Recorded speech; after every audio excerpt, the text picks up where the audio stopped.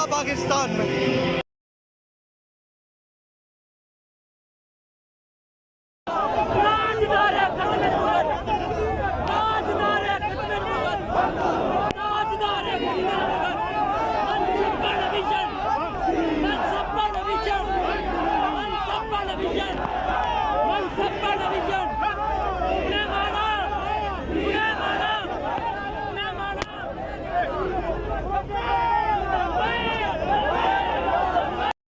और यूं कायदे मिल्लत इस्लामिया गुजर रहे हैं वजीराबाद के मुकाम से।